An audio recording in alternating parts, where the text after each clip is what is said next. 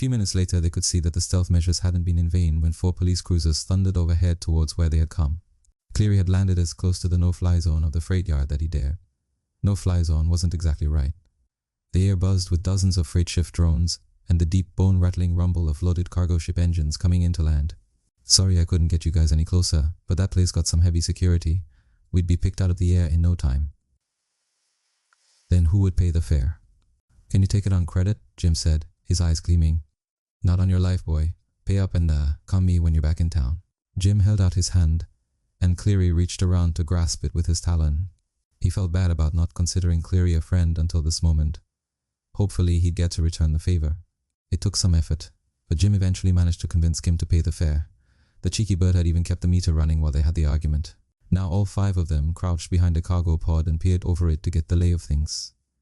They had finally gotten a chance to introduce themselves to each other, so Jim could put a name to the voice as Derek spoke up. I just don't see why we can't just walk up to the gate and ask to board your ship. Why would they say no? Kim sighed and rubbed her brow. Because, like I said before, none of you are registered with my ship. None of you even have the right comm chips to be attempting to leave the ground, let alone the planet. These sorts of things have processes. Can't even bribe anyone these days, she said forlornly.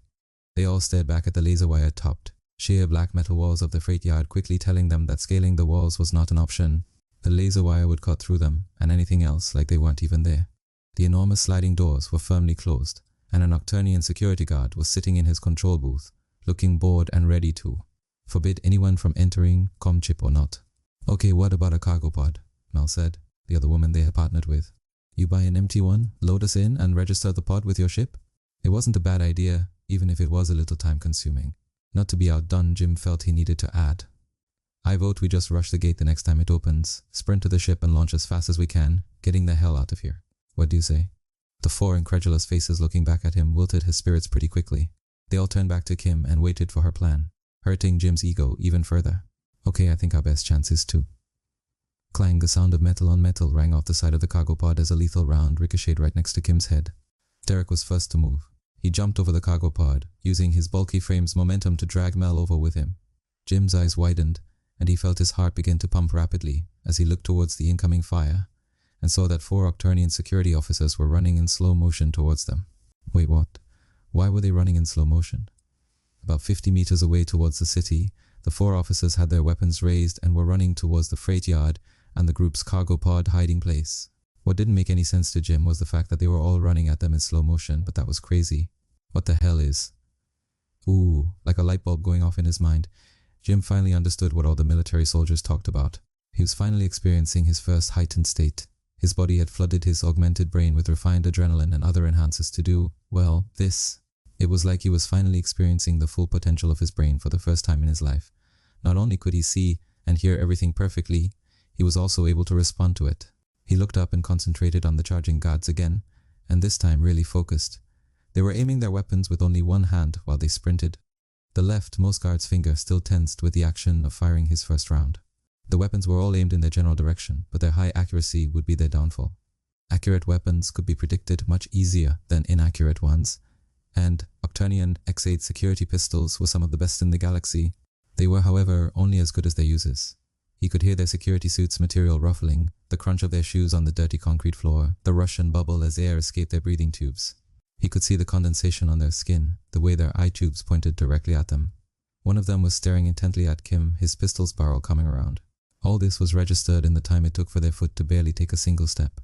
He reached out and nudged Kim to the left as another round struck right where she had been. It was so easy. He wasn't dodging rounds, he was seeing where the barrels were pointed and watching their fingers for tension on the trigger. That was when he felt the pain in his hand and looked at Kim's pained expression as she slowly reached around to grab her arm where Jim had pushed her. Her mouth was open as though saying something, but Jim's mind was still on the guards. He needed something to work with when his mind fed him the little piece of information he needed. Reaching into his pocket, he pulled out a single credit disc. It was ironic that he would be losing his last credit to an Octurnian again, but that could be pondered later. Pulling back his arm with all the power and precision a heightened human could manage, he pelted the coaster-sized disc straight at the third guard's unfired weapon, just as he went to pull the trigger. From the guard's perspective, they saw the small human shove his friend before throwing something at them, and the next moment one of them dropped dead, his head exploding from the shot of his own squad mate. All 3 of them skidded to a stop while the 4th fell to the floor, and kept on sliding a good distance more, his bulky body coming to a halt at the end of a smear of blue blood. God fucking damn it, I think you broke my goddamn arm, Kim screamed at him, Jim, as his mind finally calmed back to regular speed. Whatever, let's go, he said while jumping over the cargo pod and making a mad dash for the front gate, the pain in his own hand growing considerably now that he wasn't heightened. We're doing Jim's plan now? Martin said between labored breaths as they all sprinted as fast as they could towards the gate. There was no time to make any better plans, and luckily it looked like the others were having some heightened moments of their own. Mel brought out her small blade again and threw it, pinning the security guard's hand to the wall before he could press the emergency shutdown button.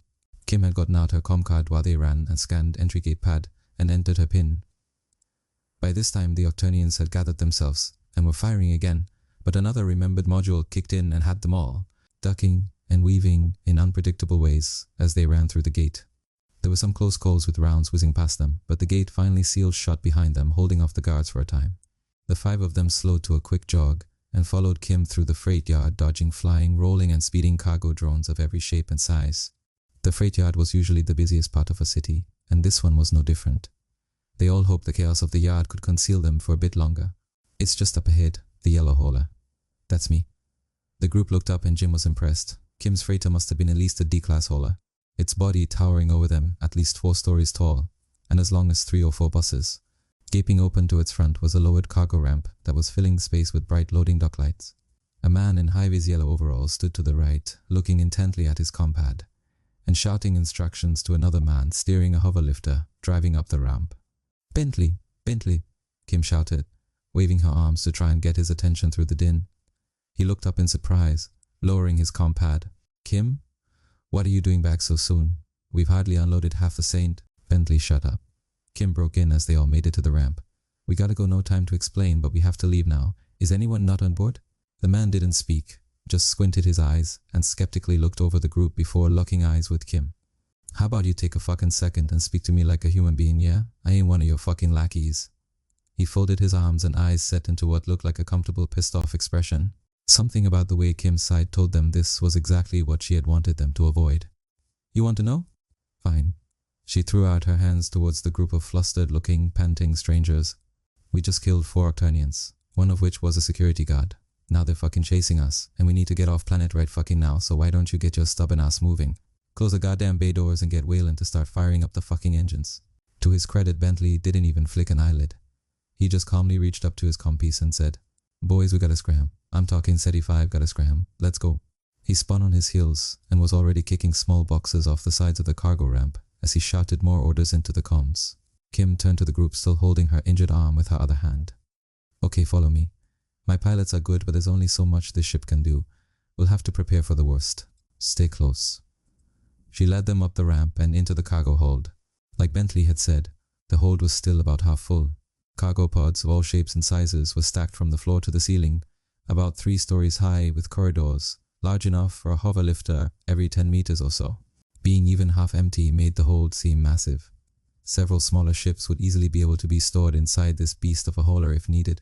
They followed her along the side of the hold and up some metal stairs before they reached the first airlock. Kim tapped her comm band along an access panel, and they followed her up through various corridors and too many stairways until they finally made it up to the control room.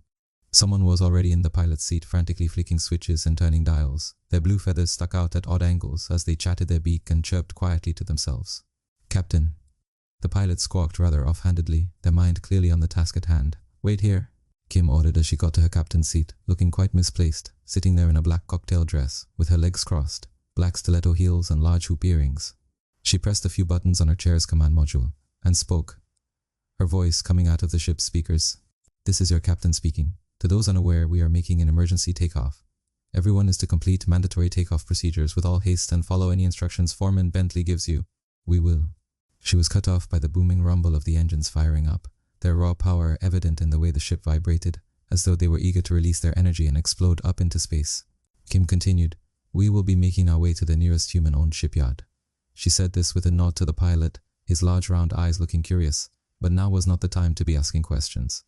"I will tell you more once we are away, but prepare yourselves for action. Everyone is to put on flight suits the second they are free to do so. Captain out."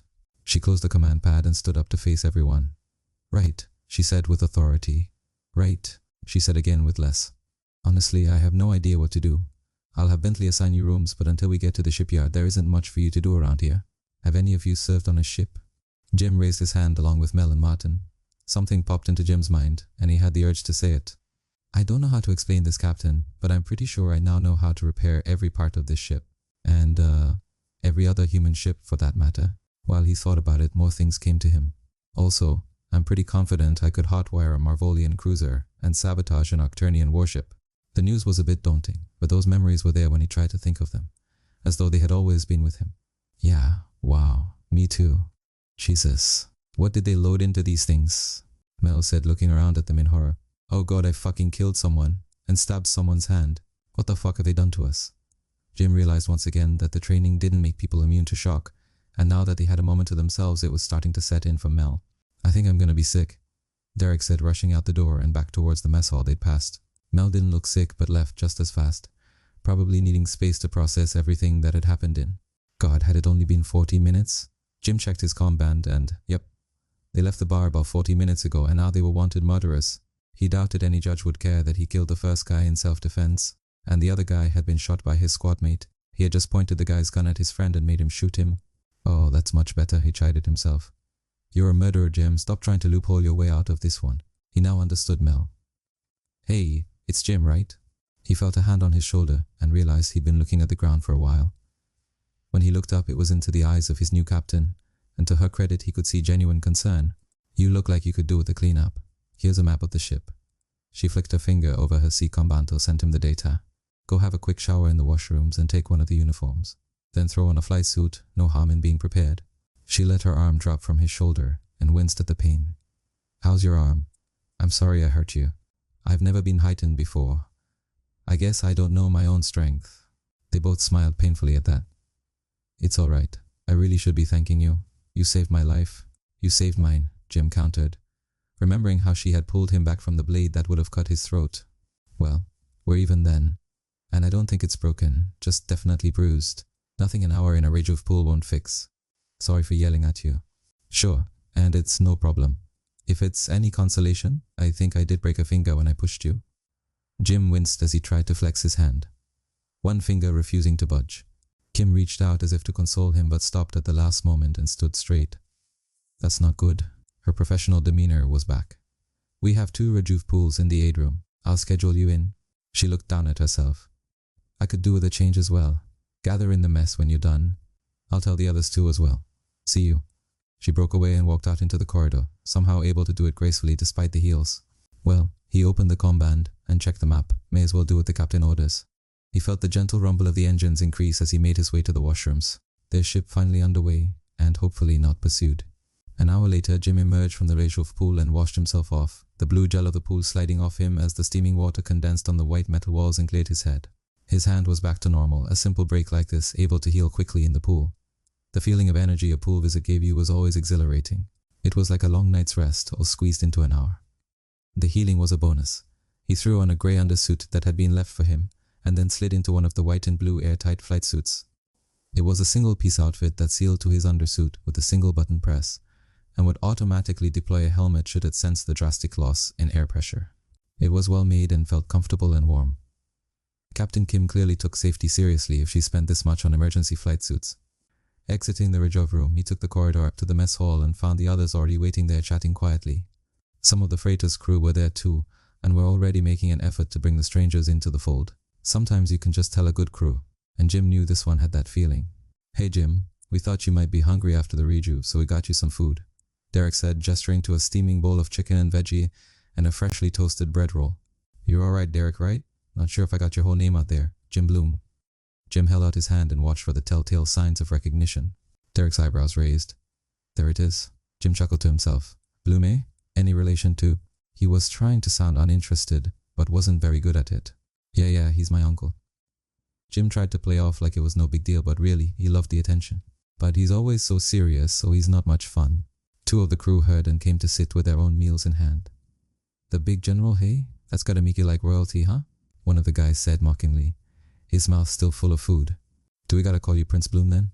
Jim was smart enough to notice a test when he saw one. Only if I can call you Princess and be the big spoon. The guy's friend he had come over with spat out his drink as he burst out with laughter, coughing and spluttering as he did. The Joker himself just smiled and held out his hand.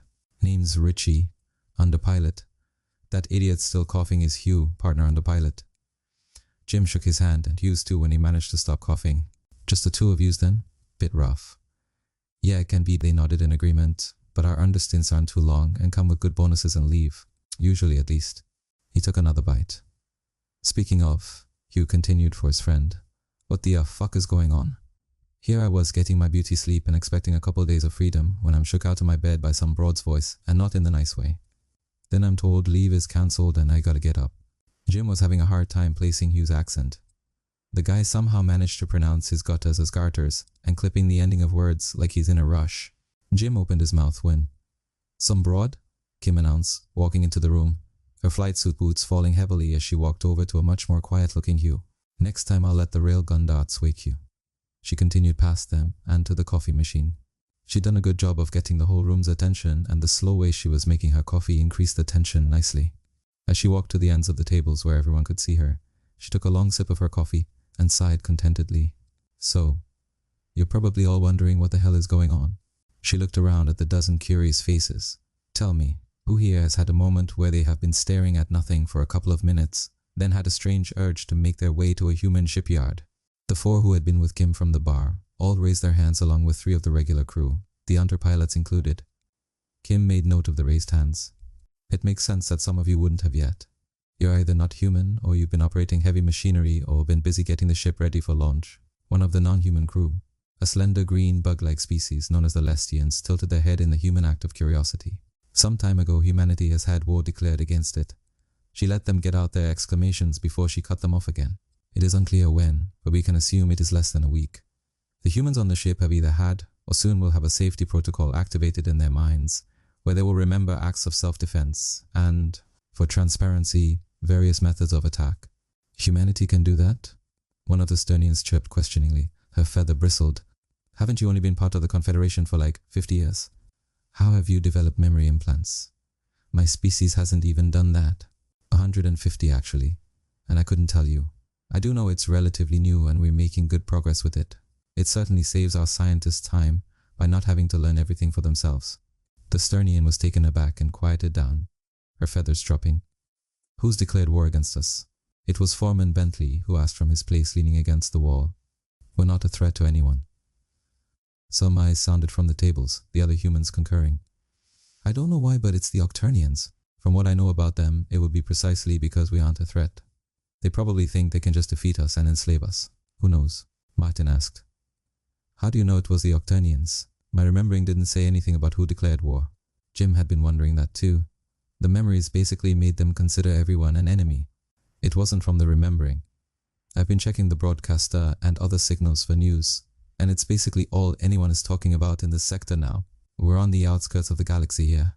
It just took a long time for the news and signal to make it this far out. This perked Jim up. "Hang on a second. If we only just got the signal, then that means that someone carrying the signal only just arrived in this sector of space. Has anyone tried to contact us?" Kim shook her head. "As I said, I've been monitoring all comms, and so far there hasn't been any kind of additional information, not on the regular or encrypted signals. I think you should send a signal out to any human vessels in the area. Make them use us as the rallying point. We'll be safer in numbers." Kim opened her mouth to respond, but Bentley got there first, standing up and moving to stand over Jim. "I think you're not the captain here, boy, and need to show some respect. You will call her Captain or Miss Stenmore from now onwards. Your captain," he emphasized the word, "knows what she's doing, and we'd be wise to listen before giving out any stupid suggestions." He didn't give Jim the time to respond before he walked over and stood beside and slightly behind Captain Stenmore. He folded his arms and glared at Jim, his eyes wishing for a challenge. Kim continued like Jim had never spoken. "We are going silent until we are outfitted at the nearest human shipyard. Sending any signals out shows our exact location to every ship in the area, and we'd be sitting ducks without any proper weapons. We are at war now. Because of the new news hitting the broadcasters, every Octonian ship will have orders to actively listen for human signals and to hunt and destroy all human ships." She didn't even look in Jim's direction. "Once we are equipped with whatever the shipyard gives us, we can possibly begin to signal others. Though I suspect our orders will tell us to form a squadron at the shipyard itself, as that is the natural rally point for every human in this sector. Fortunately, the nearest shipyard is not far, only a 5-ish under hours. 3 of these 2 have enough coffee. Richie and Hugh both gave a wide smile and sarcastically raised their mugs in salute. A crackle sounded from the speakers before a squawking voice replaced it. "Captain, can you come to the command deck? A human, warship is hailing us. Says their name is Commander Pike and they need to talk with you." "Since when do humans have warships?" No, Captain Stenmore was already heading out the door as she ordered. "To stations, everyone. Bentley, set the extras to good use." The rest of the crew were piling out the door, and in a very short amount of time, it was only the four of the extras and Bentley. The look Bentley gave him made Jim's stomach churn. He just hoped that the task he was given wasn't something like cleaning the showers. "Right, you heard her. You've all had your remembering, so I'm gonna use it. Mine hasn't kicked in yet, but I've been busy." He pulled out his comm pad and made a few gestures before flicking something to each of their comm bands. "You've now all got access to the ship's main areas. Access to the rest is strictly on a need-to-have basis. Derek, you're on reloading. Make sure the few guns we have never run dry. Melanie, you're on armory setup and weapon inspection. Make sure everything we got is ordered and working.